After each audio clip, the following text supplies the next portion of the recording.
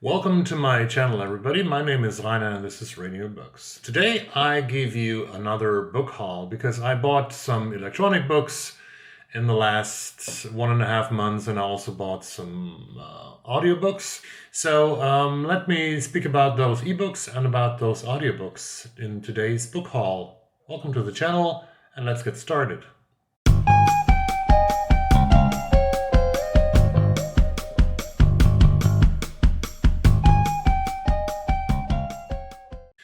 The first book I want to mention here that I bought I think, in the end of this September was Sherman Alexie's Reservation Blues. Sherman Alexie is a National Book Award winner.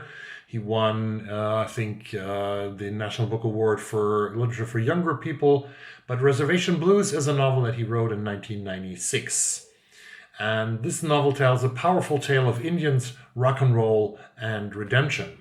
Coyote Springs is the only all-Indian rock band in Washington state and the entire rest of the world. Thomas Bills, the Fire, takes vocals and bass guitar, Victor Joseph hits lead guitar, and Junior Polatkin rounds off the sound on drums. Backup vocals come from Sisters Chess and Checkers Warm Water. The band sings its own brand of the blues, full of poverty, pain, and loss, but also joy and laughter. It all started one day when legendary bluesman Robert Johnson showed up on the Spokane Indian Reservation with a magical guitar, leaving it on the floor of Thomas Built the Fire Svan after setting off to climb Well-Pinned Mountain in search of Big Mom.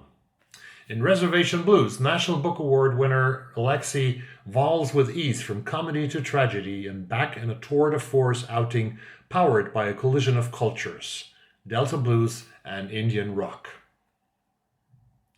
That's a title that was written in 1996, Sherman Alexie's Reservation Blues. The second book is Julia Alvarez, Afterlife, that was published this year. Antonia Vega, the immigrant writer at the center of Afterlife, has had the rug pulled out from under her. She has just retired from the college where she taught English when her beloved husband, Sam, suddenly dies. And then more jolts. Her big-hearted but unstable sister disappears, and Antonia returns home one evening to find a pregnant, undocumented teenager at her doorstep. Antonia has always sought direction in the literature she loves, lines from a favorite author's play in her head like a soundtrack, but now she finds that the world demands more of her than words. Afterlife is a compact, nimble, and sharply droll novel. Set in this political moment of tribalism and distrust, it asks, what do we owe those in crisis in our families, including maybe especially members of our human family? How do we live in a broken world without losing faith in one another or ourselves? And how do we stay true to those glorious souls we have lost? Third title was written in 2008 by a former Booker Prize winner, James Kelman from Scotland, Kieron Smith, Boy. And here we're inside the head of a young boy in a novel that offers a splendid evocation of childhood in mid-20th century Glasgow.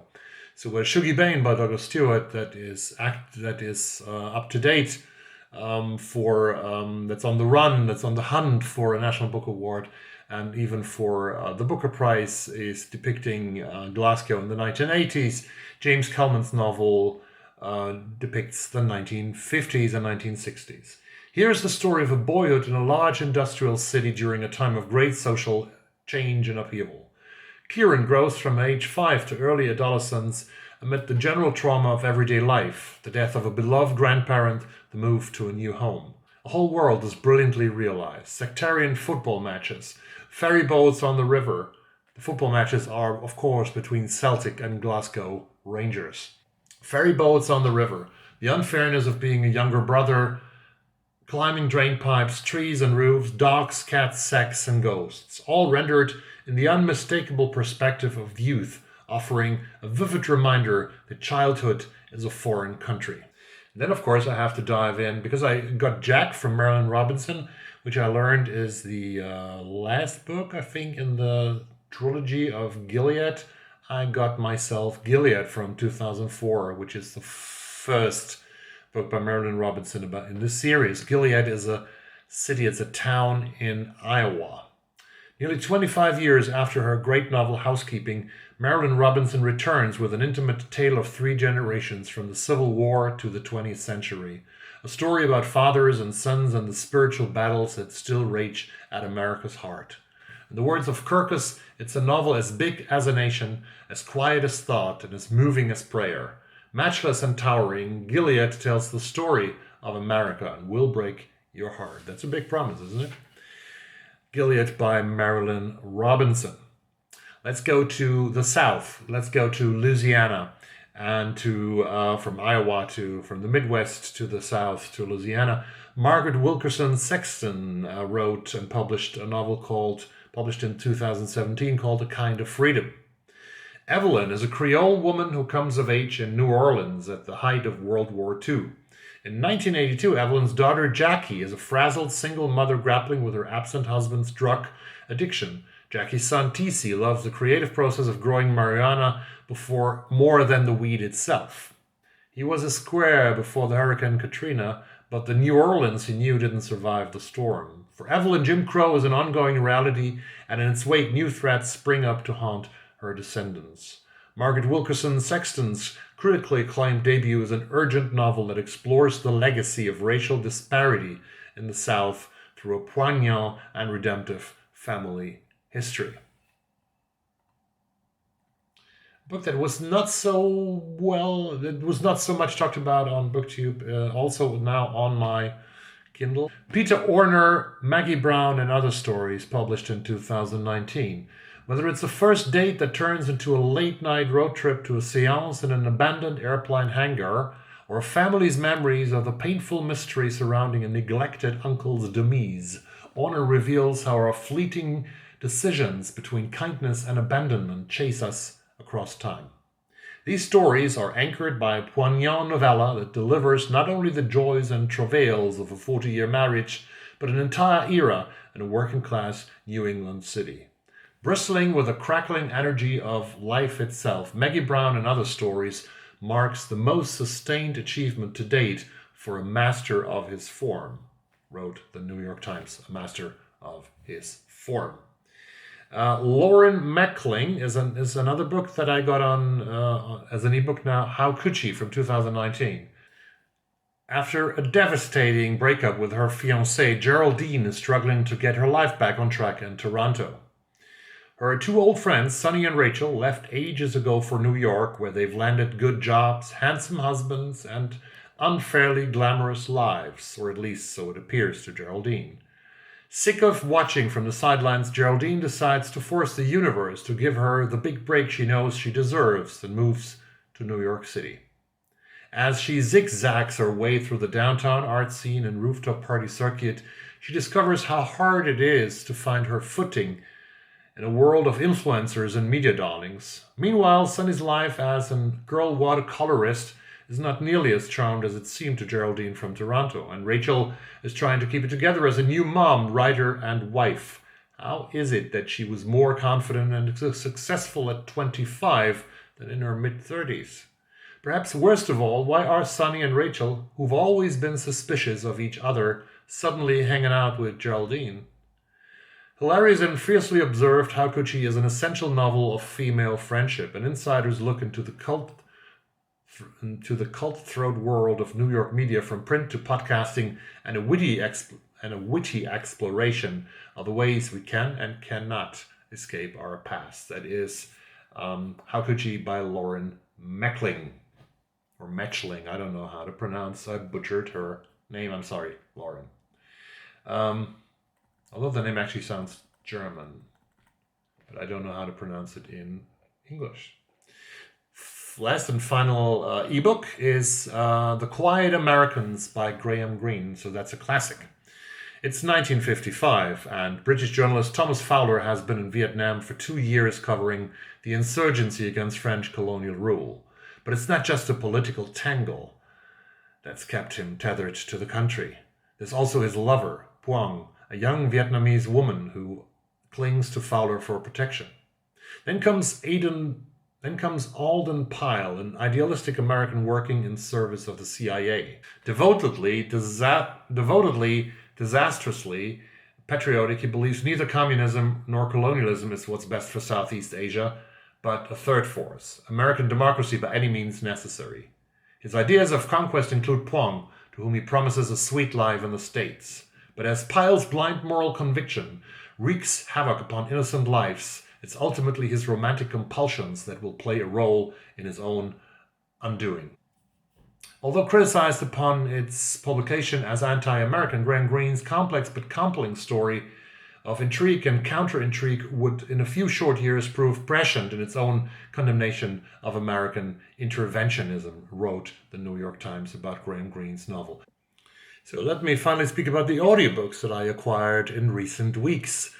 And here we find quite a lot of books that I have talked about in my segment or on the playlist, the new books of the last couple of months. You will find a lot of them in this section now. The first book, that audiobook that is quite a long one, is Eva Garcia, Saenz, The Silence of the White City, which is a Spanish thriller in translation into the English language. It's about a serial killer in the city of Vitoria in the Basque Country in northern Spain, and about an inspector by the name of Unai Lopez de Ayala, known as Kraken, who is charged with investigating a series of ritualistic murders. And this sounds a pretty gruesome story, and it's a long audiobook, so maybe something for a socially distancing long winter days and nights to come. Second book is short stories by Emma Cline, who many of you know as the author of the novel The Girls, which dealt with the Manson family of the 1960s. Daddy is her collection of short stories that she published this year, and it's said that this collection considers the dark corners of human experience, exploring the fault lines of power between men and women, parents and children, and past and present. So these corners of the human existence are explored by Emma Cline, an author that has been hyped a lot from her novel The Girls. The next author and the next book was on the long list of the Scotiabank Giller Prize in Canada this year. That is Emma Donoghue's novel The Pull of the Stars. The Pull of the Stars plays in a time when a pandemic hit the world. Not now in the times of COVID-19, of SARS-CoV-2, but in the year of 1917, 18, 19, when a pandemic called the Spanish flu hit the whole world and 50 million people died. This pandemic had quite a lot of similarities with the one that we are living through. And the generations of our grandfathers or great-grandfathers had to live through this pandemic, the Spanish flu in 1918-19. So our pandemic is not the first one.